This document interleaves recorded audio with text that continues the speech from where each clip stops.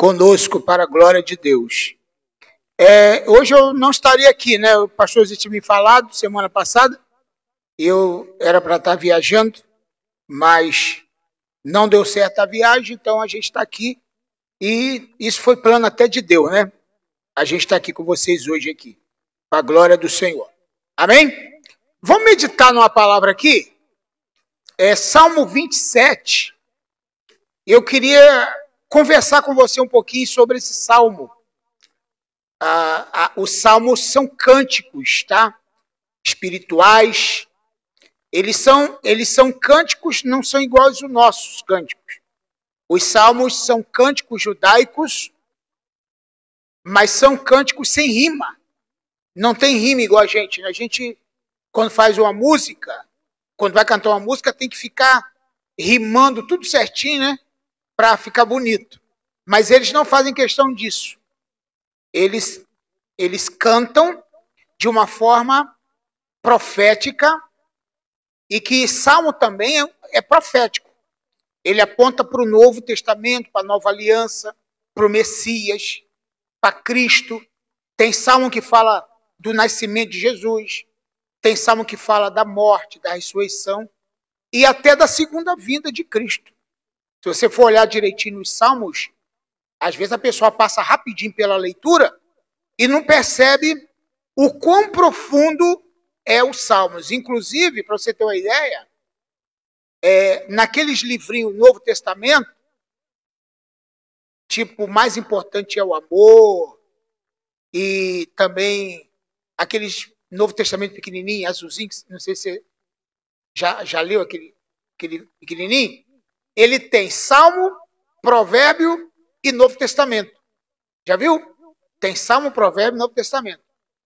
Não tem o Antigo. Por quê?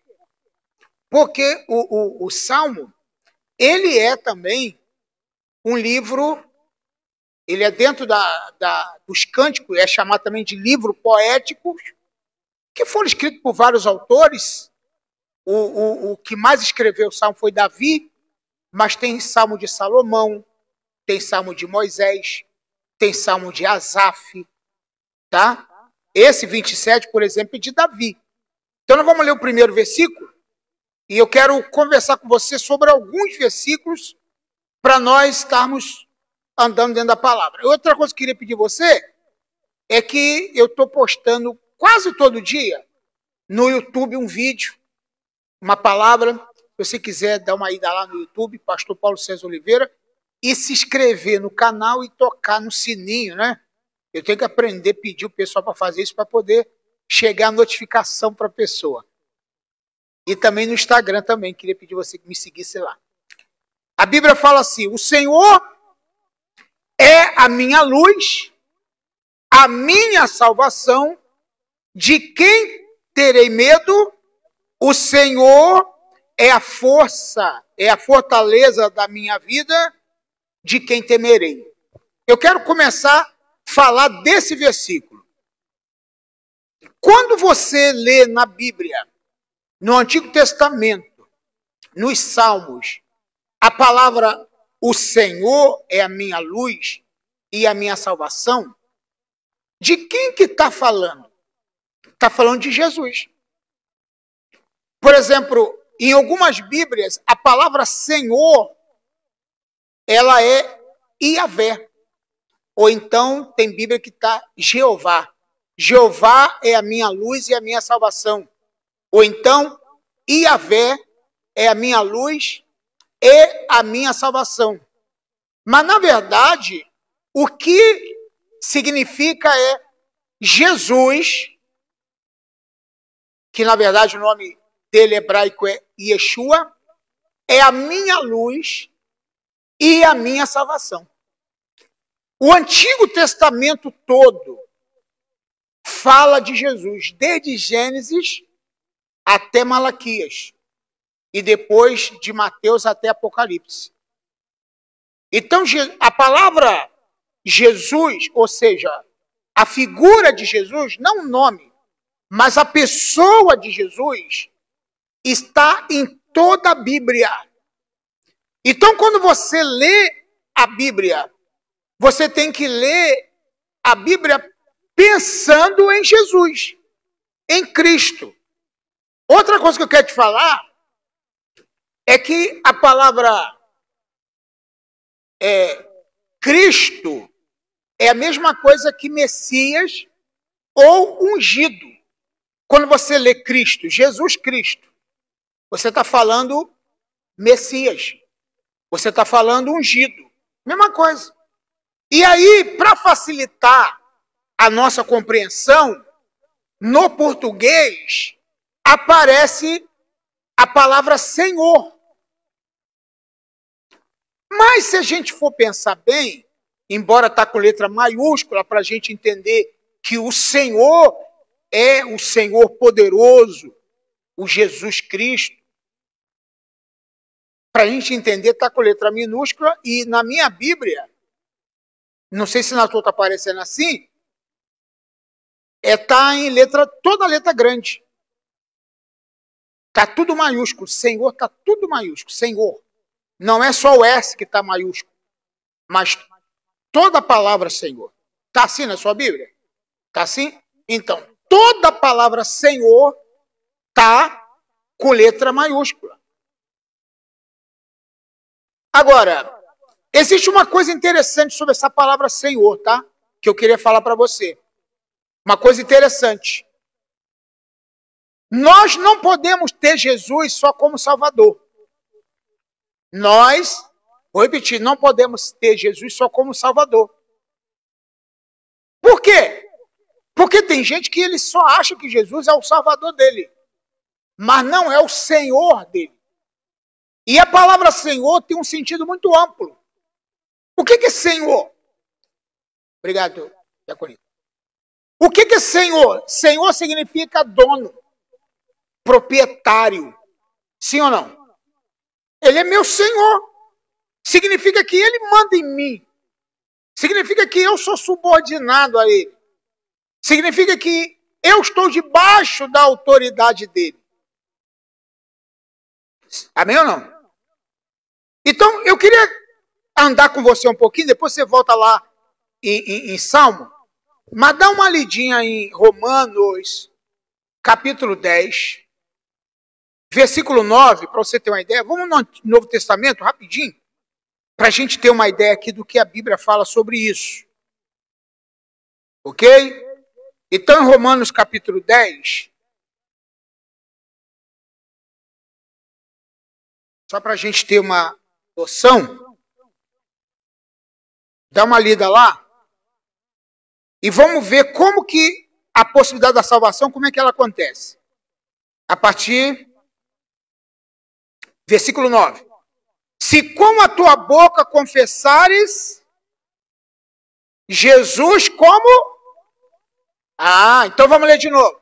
Se com a tua boca confessares ao Senhor, ou então Jesus como Senhor, ou ao Senhor Jesus, e no seu coração crê que Ele ressuscitou dos mortos, será salvo. Então, como que a salvação começa?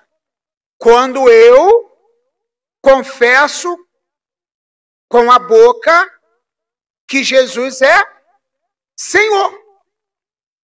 Quando eu falo que Jesus é Senhor, a salvação já começa a acontecer na minha vida. Mas não está escrito assim, quando você confessa que Jesus é Salvador.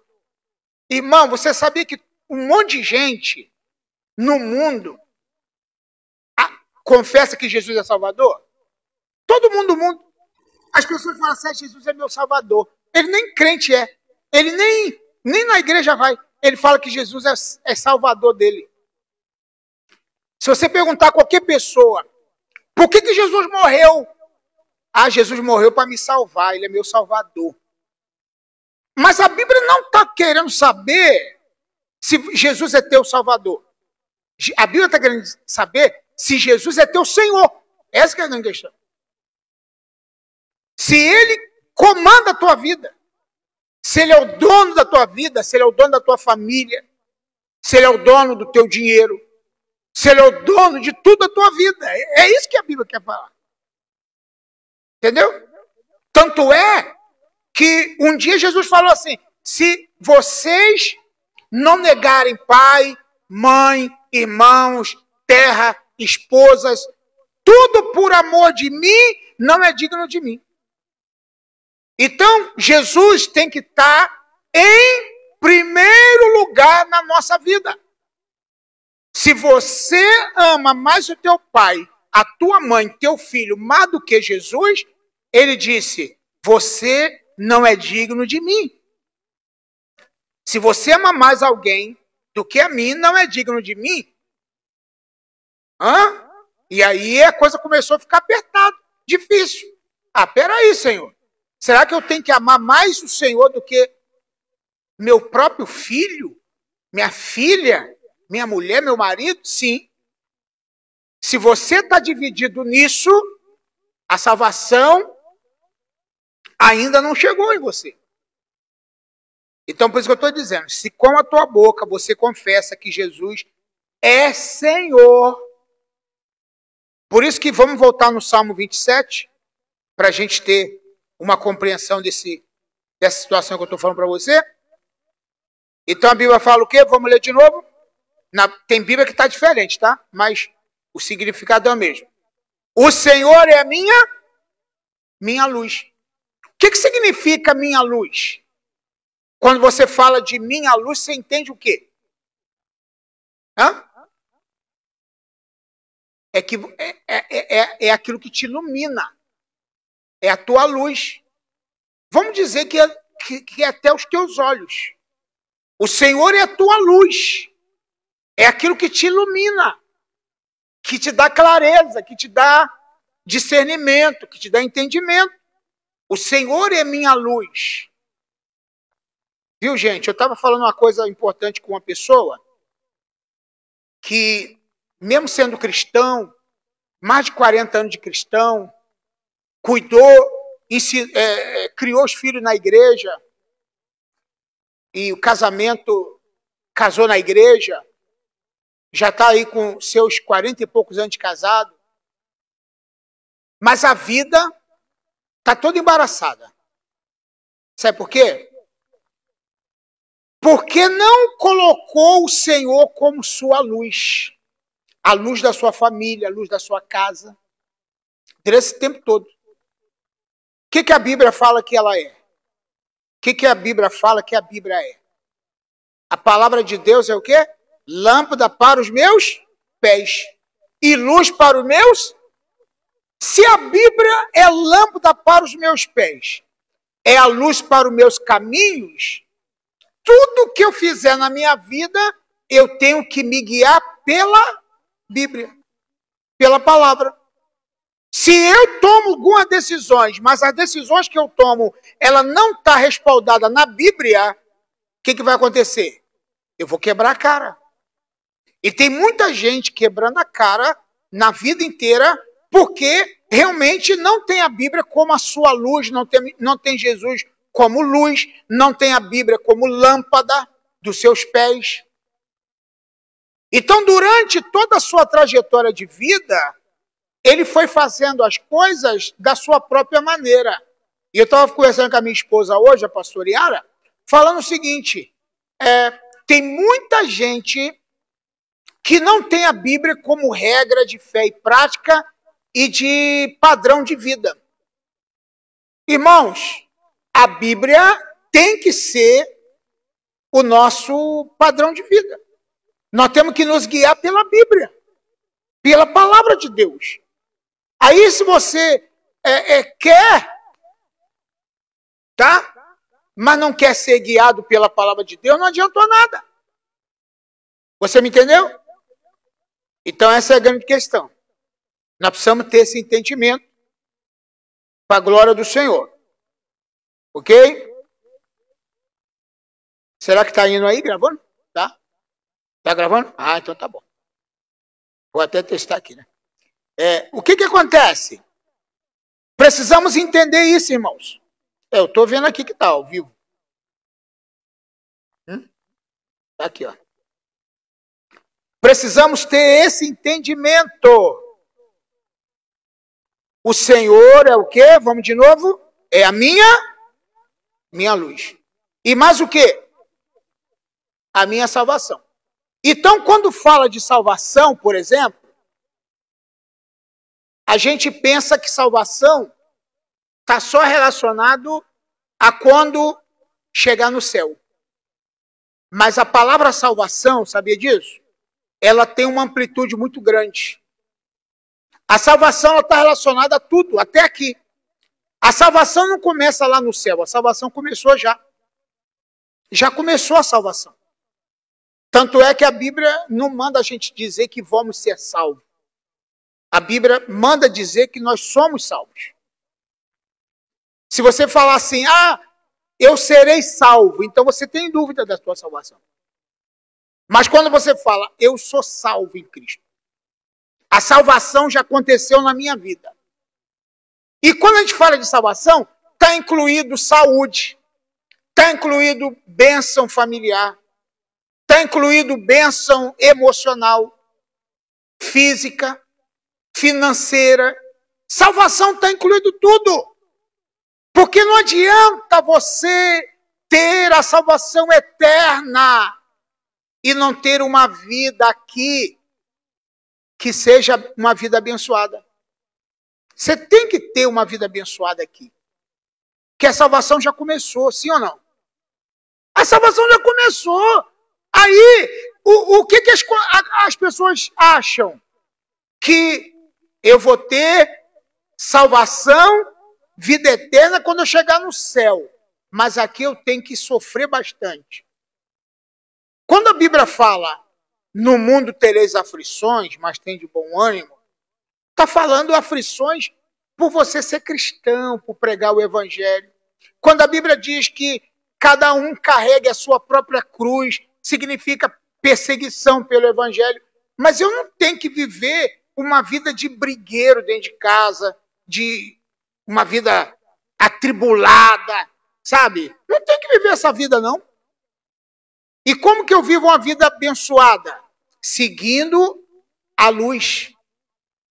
Andando na luz. Ande na luz para você ver como é que vai ficar a tua vida.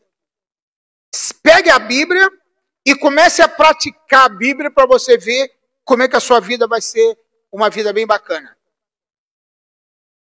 Aí o texto fala o seguinte: a quem temerei?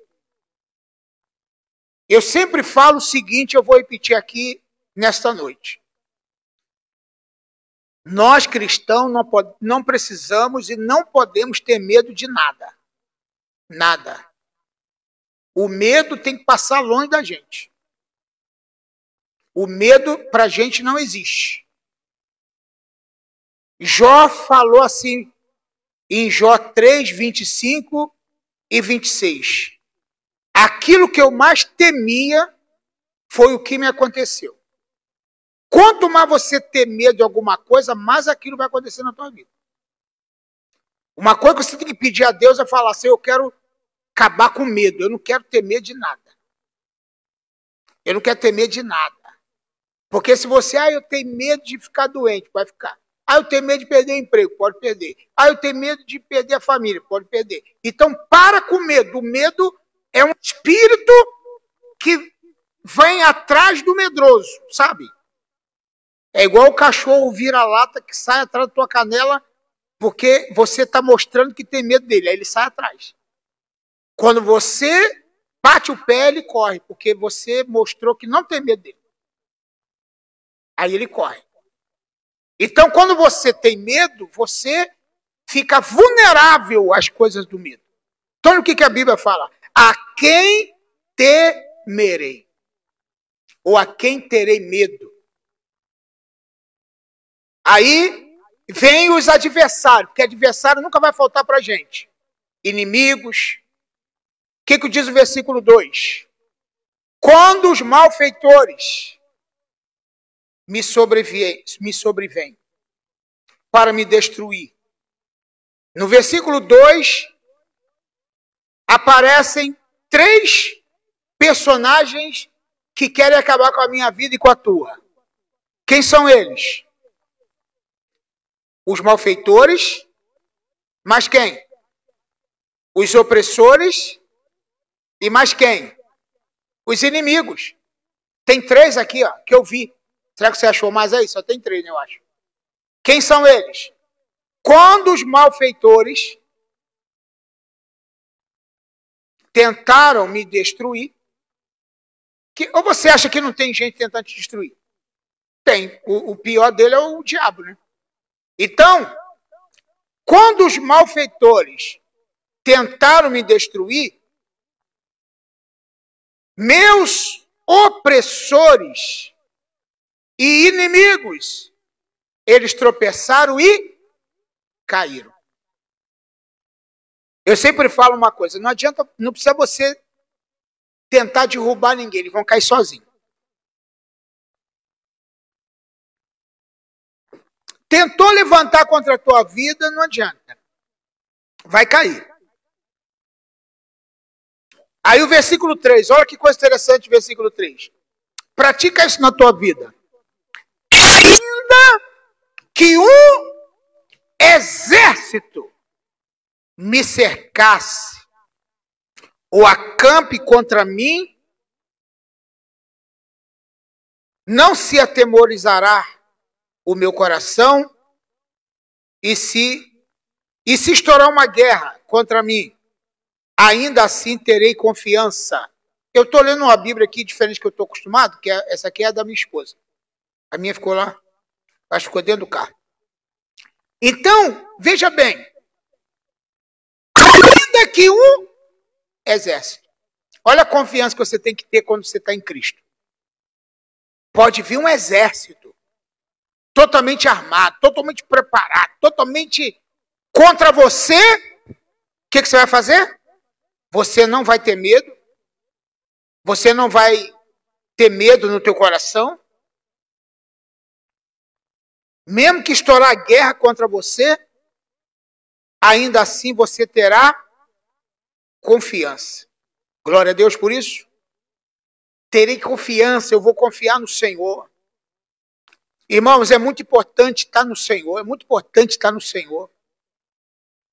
Eu costumo dizer que existe uma diferença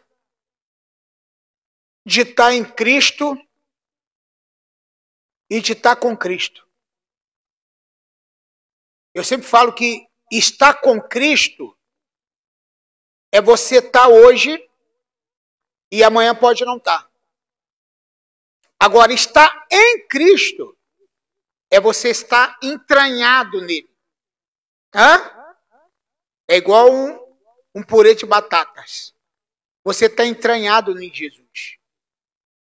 Por isso que a Bíblia fala, quem está em Cristo, nova criatura é. Vamos ler nisso? Vamos ler? 2 Coríntios 5,17. Quem está em Cristo, nova criatura é. As coisas velhas se passaram e tudo se fez. Então esse texto é muito interessante, ó. Acho que é 2 Coríntios 5,17. Quem está em Cristo, ou aquele que está em Cristo. Não está escrito aquele que está com Cristo. Está aquele que está em Cristo. Nova criatura é. Acharam aí? Amém? Então, se você está em Cristo, você está misturado em Jesus. Glória a Deus. Amém ou não? E aí o salmista, no versículo 4, ele faz uma oração aqui importante. Qual é a oração que Davi faz? Uma coisa eu pedi ao Senhor. Se tem uma coisa que você deve fazer, é fazer essa oração. Qual oração, pastor? É pedir ao Senhor. Qual foi o pedido que ele fez?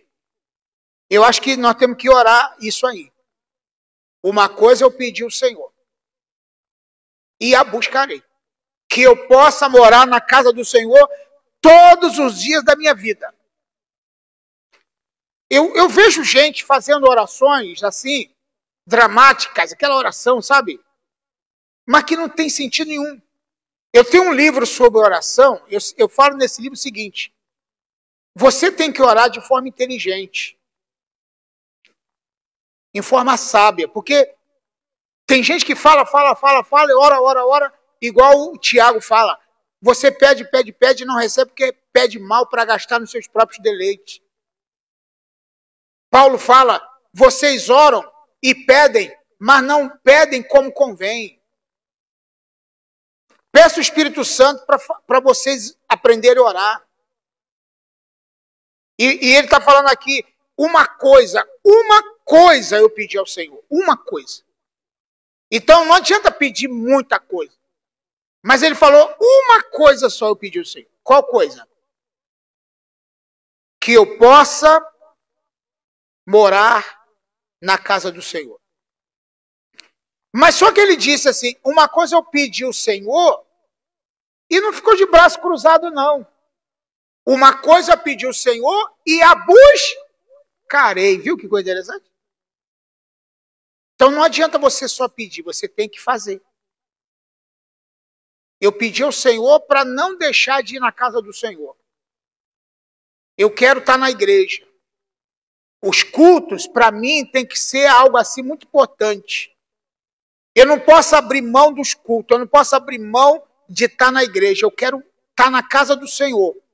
Eu vou me esforçar para isso. Eu não vou fazer corpo mole. Tô com resfriadinho. Uma tossinha, garganta ruim. Hoje eu não vou não. Tá frio. Hoje não. E não sei o quê. Eu tenho que pedir isso a Deus e me esforçar para fazer. Estar na casa do Senhor. Todos os dias da minha vida. Aí vem um motivo. Para quê? Para que eu tenho que estar aqui quarta e domingo? Para quê? Qual o propósito? Está na Bíblia. Quem pode me dizer? Para contemplar a beleza do Senhor. Aí você fala, mas o Senhor não estou nem vendo. Cadê a beleza dele? Irmão. Aí é que tem a profundidade do negócio. A beleza do Senhor está naquilo que ele é. Não na sua aparência, mas naquilo que ele é, naquilo que ele faz na minha vida. Eu quero contemplar a beleza do Senhor. E toda vez que você ouve a palavra de Deus, você contempla a beleza do Senhor. E contemplar a beleza do Senhor é você estar diante da palavra dele. E tem outra coisa que eu venho aqui fazer. Aprender no seu templo. Então, quando eu venho para a casa do Senhor, eu aprendo mais. Eu aprendo mais. Aqui é o lugar de fortalecimento, aqui é o lugar de restauração, aqui é o lugar de você se reposicionar, aqui é o lugar de você treinar para a batalha lá fora. Glória a Deus. Aí, olha o versículo 5 interessante.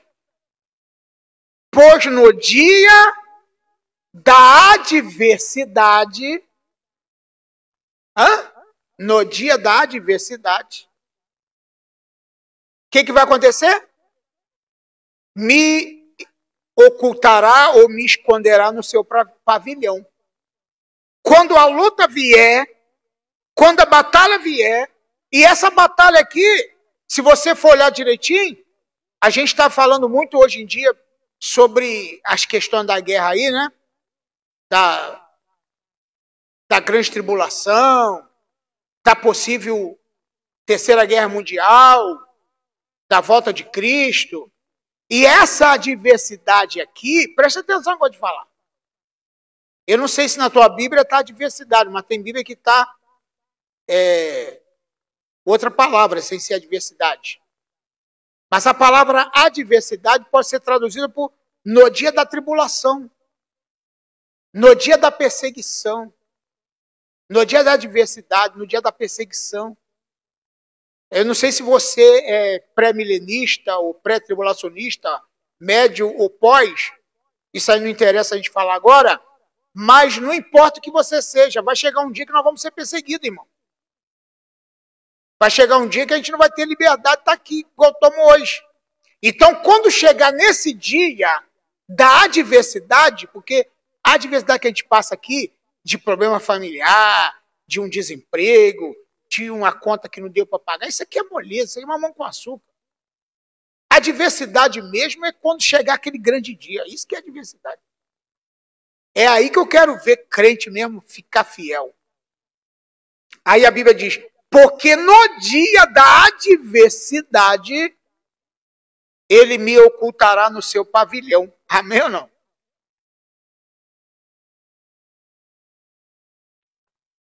E diz que aqui, ó, no recôndito do seu tabernáculo me recolherá, me acolherá, e elevar-me sobre uma rocha. Então aqui tem uma profecia para o fim dos tempos aqui. No dia da adversidade, o Senhor vai me recolher no pavilhão, vai me esconder, o inimigo não vai poder me pegar, porque o Senhor me protegerá. Mas para isso você tem que estar acolhido na casa do Senhor todos os dias da tua vida. Por isso que eu falo da importância da igreja. Tem gente que está achando que vir para a igreja é coisa boba. É bobeira ir para a igreja. Agora está uma onda aí de alguém falar assim, a igreja é minha família, minha igreja é minha casa. A minha igreja, eu sou o pastor da minha família, não precisa ter pastor mais. Vai nessa, vai. Vai pensando assim para tu ver.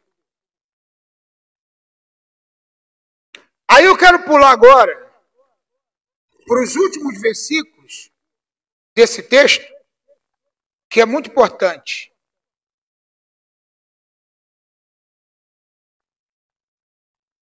Os últimos versículos. Versículo 10. Vamos pular para o versículo 10. Porque se meu pai e minha mãe me desampararem, o Senhor me acolherá. Se meu pai e minha mãe me desampararem, o Senhor me recolherá. O que significa isso? Que mesmo aquela pessoa que é mais importante na tua vida, mesmo aquela pessoa que você contava com ela, que é quase impossível, né? Existe isso. Mãe e pai abandonar filho. Mas isso é muito raro. Mas mesmo que aconteça isso, o Senhor te recolherá. Amém ou não? Recebe essa palavra? O Senhor te recolherá. O Senhor me acolherá, melhor. O Senhor me acolherá. Quando você fala Senhor, é Jesus, tá? Ensina-me, Senhor, o teu caminho e guia-me por uma vereda plana por causa dos que me espreitam. Não me deixe à vontade dos meus adversários. Olha que coisa interessante. Não me deixe à mercê, não me deixes à vontade dos meus adversários, pois contra mim se levantam falsas testemunhas, e os que se respiram crueldade. Agora vem o versículo 13 e 14. Eu creio que verei a bondade do Senhor na terra dos viventes. Agora, para te tranquilizar e para te ensinar uma coisa aqui muito importante para a gente chegar no final. Espera pelo Senhor. Segundo lugar, tenha bom ânimo. Terceiro lugar, fortaleça o teu coração. Espera, pois, no Senhor. Se tem uma coisa que a gente precisa aprender é esperar no Senhor. É aquilo que diz o Salmo 40, né? Esperei com paciência pelo Senhor, e Ele se inclinou para mim e ouviu o meu clamor. Então, o conselho do versículo 14 é: espera no Senhor. Não tome decisões precipitadas na tua vida. Espera no Senhor. As piores coisas que as pessoas, os piores problemas das pessoas é a precipitação. É a falta de esperar. Ele perdeu a esperança, perdeu a vontade de esperar, ele é precipitado. Tem gente que é precipitado para muita coisa. Toma decisões assim, ó, à base de emoção. E os piores problemas que as pessoas têm que enfrentar na vida são por causa da precipitação. Então, se você está passando um problema na tua vida familiar e está com vontade de tomar uma atitude, espera, porque isso vai passar. Espera, porque vai passar. Eu converso com muita gente e eu oriento muitas pessoas a não tomar decisões, porque tem gente que toma decisões. Por exemplo, tomou uma pessoa decisão lá na igreja esses dias de sair de lá. Ah, eu vou sair daqui, eu vou sair. Falei, mas não sai, fica aqui. E a gente ficar pedindo a pessoa para não sair é muito difícil, a gente que é pastor. Porque a gente sabe que a pessoa não está bem para sair. Quando você sai de uma igreja e vai para outro lugar com uma direção, é uma coisa. Deus está me dirigindo, Deus está me mandando, lá eu vou ser útil, vai ser bênção, mas a pessoa sai porque se aborreceu. Eu me aborreci, eu vou sair. Pronto, saiu. Pronto, deu tudo errado. Não tem coragem de voltar, não está congregando, está mal, está ruim. Quer dizer, então, precipitação. Não se precipite. Vá com cuidado nas suas emoções. Sim ou não? O cuidado. Não sei se você lê ou já assiste vídeo do Augusto Cury. Dá uma lida. Vá lá no YouTube e procure palestra do Dr. Augusto Cury sobre emoções. Ele é um psicólogo, escritor, best-seller. Se você for lá ler o livro dele, você vai ver que muita gente está acabado na vida por causa de precipitação. E uma das coisas que ele fala é que você deve se livrar da síndrome do pensamento acelerado. Sabe, tem gente que tem um pensamento acelerado. Ele pensa em 1000 coisas numa hora só. Sabe? Ele está fazendo uma coisa, está pensando em um montão de coisa numa hora só. E está aquela confusão na cabeça dele que está uma coisa louca. Ele tem um pensamento acelerado. Aí por isso que ele está cansado fisicamente. Porque quando você acelera o teu pensamento, você cansa o seu físico. Sabia disso? Aí a pessoa não sei por que eu estou tão cansado, com vontade de deitar, só ando com vontade de deitar por causa disso. Então, espera no Senhor. Esse espera no Senhor, ele tem vários sentidos. E um dos sentidos é Jesus está chegando, espera nele. Ele falou, eis que estou à porta e bato. Tenha bom ânimo. Outra coisa, bom ânimo. Bom ânimo é você animar. É você não desanimar. Ele falou para Josué, Josué, esforça-te, tenha bom ânimo. Outra coisa que ele falou, fortifica o teu coração. O que é fortificar o coração? Cuidado com as tuas emoções. Fortaleça as tuas emoções. Seja uma pessoa forte emocionalmente. A fragilidade emocional é uma desgraça. Toda pessoa que não sabe lidar com as emoções, ele pode se dar mal a qualquer momento. Porque ele chora à toa, ele está sempre deprimido, oprimido, chorando pelos cantos, e aí isso para ele é um problema sério. Então, fortaleça o teu coração. Bota o teu coração bem forte. Outra coisa que eu quero falar, aproveitar nisso aqui, para botar o coração forte, é você não espere muito dos outros. Uma das coisas que a gente precisa fazer é não esperar muito das pessoas. Para de botar expectativa nos outros. Ah, eu esperava que fulano fosse assim. Eu esperava que fulano nunca fizesse isso. Eu esperava que fulano nunca me decepcionasse. Para com essa conversa, que um dia você vai se decepcionar. Então é melhor você preparar o teu coração e não botar expectativa em cima das pessoas. Pode ser daquela pessoa que você mais admira. Um dia ela pode se decepcionar. E um dia você pode ficar chateado porque você esperava que a pessoa agisse com você de um jeito e está agindo do outro. Pode ser seu filho, sua filha, teu marido, tua esposa. Aí você fica esperando muito da pessoa, uma reação diferente. Aí a pessoa faz outra coisa que você não esperava. Pronto, acabou a tua vida. Fortaleça o teu coração. Amém ou não? E espera, pois, no Senhor. Deus abençoe tua vida, que você receba essa palavra no teu coração. Vamos aplaudir Jesus, porque Ele merece toda a honra, toda a glória e toda a adoração, no nome poderoso de Jesus. Glória a Deus. Eu louvo a Deus pela vida aí dos pastores. E nesse momento, amados, vamos ofertar. Você sabe que uma das coisas que é muito importante para a igreja, o pastor estava brincando aqui sobre tirar dinheiro, e a gente não faz isso. A gente quer só ensinar você que a oferta e o dízimo é um compromisso bíblico. E antes da oferta, eu quero ler um texto aqui,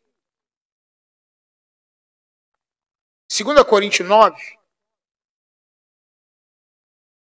versículo 7.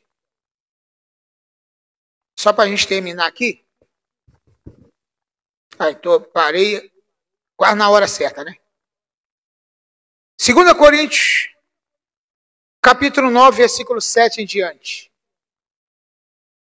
Olha o que a Bíblia fala. Cada um contribua segundo propôs no seu coração, não com tristeza ou por necessidade, porque Deus ama o que dá com alegria. Então, na hora de você entregar a tua oferta agora, se esforce para você dar da melhor maneira e com alegria no teu coração. Eu, quando vou dar uma oferta, eu quero dar com muita alegria. E não com aquela tristeza assim, chegou a hora da oferta, que pena. Já vai meu dinheirinho. Não, eu tenho que dar com alegria. Né? Eu não tenho que ficar com pena e ficar assim, pensando, esse dinheirinho vai me fazer falta. Não posso fazer isso. Deus ama quem dá com alegria. Se você der com alegria, Deus ama. O que é Deus ama? Deus recompensa quem dá com alegria. Amém? Pode me dar o meu aqui, por favor? Amém? Vamos ficar de pé. Vamos orar pelas ofertas. Vamos pedir a Deus que derrame, obrigado, querido, as bênçãos sobre a tua vida. E assim que nós orarmos, você vai vir aqui na frente e vai trazer a sua oferta de gratidão ao Senhor. Vamos orar. Pai Celestial, nós estamos aqui para te ofertar, te oferecer o melhor. Oferecer a nossa oferta. E se alguém não tem hoje, ele está oferecendo a sua própria vida e dizendo, Senhor, no próximo culto eu estarei dando o melhor para o Senhor. Para a glória do teu nome. Amém. Pode vir aqui na frente quem já tem. Quem não tem, de repente dá no Pix, né? Já sabe o Pix da igreja aí. Tá bom? Deus abençoe. Pastor José, obrigado. Deus abençoe sua vida. Aleluia. Glória a Deus.